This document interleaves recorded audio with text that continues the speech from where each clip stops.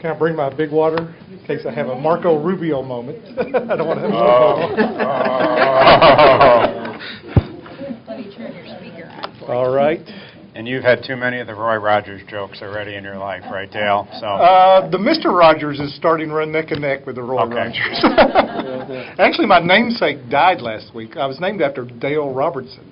That was my dad's favorite movie star. So that's where the Dale came from. Dale's with the network, but assuming you're representing them as we've had representatives at most meetings. Yes. All right.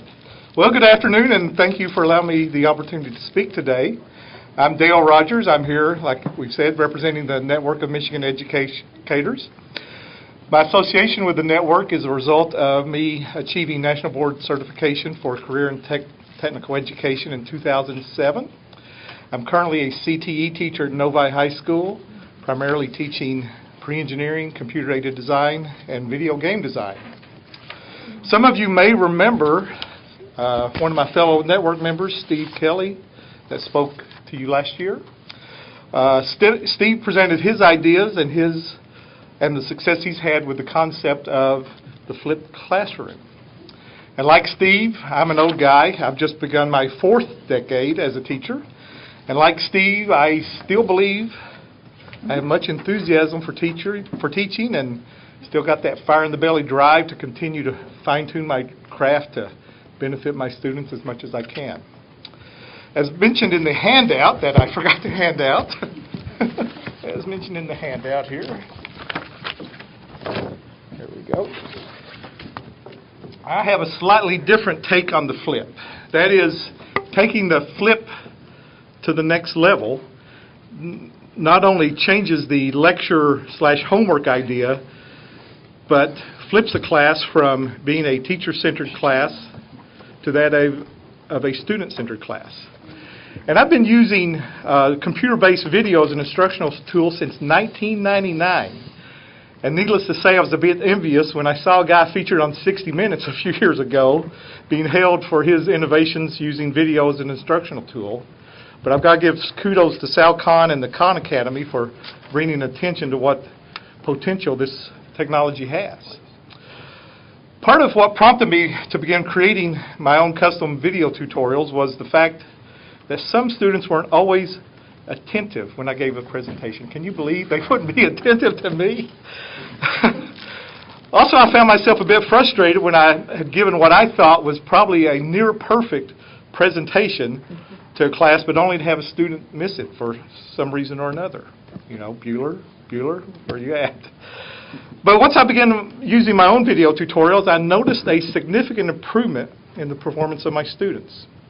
Much of the curriculum in career and technical education courses requires demonstration of skills for various hands-on techniques and tasks.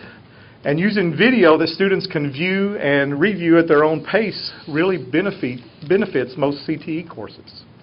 In addition, visuals from videos such as these benefit students that might otherwise struggle with interpreting technical reading due to maybe a disability or language deficiency, or a teacher from the South with a Southern accent like me, But there's some teachers that feel threatened by this technology, and maybe it's not so much the technology, but the way teachers fear how some politicians and reformers might abuse the technology to downgrade the value of teachers in the classroom.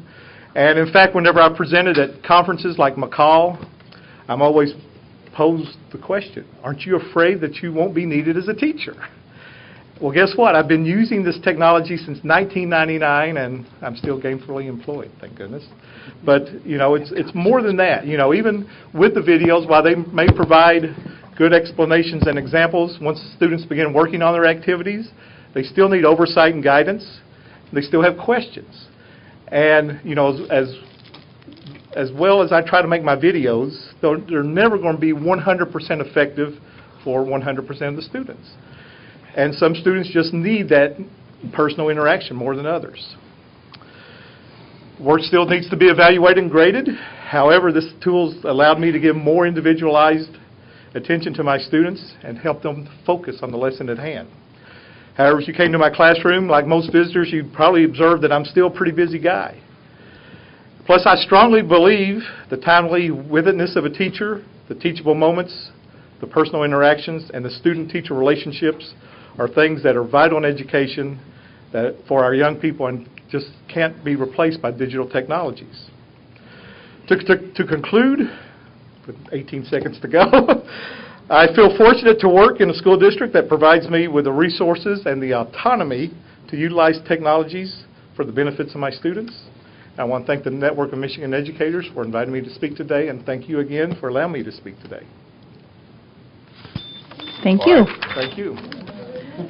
No wonder your videos are right on target, Dale.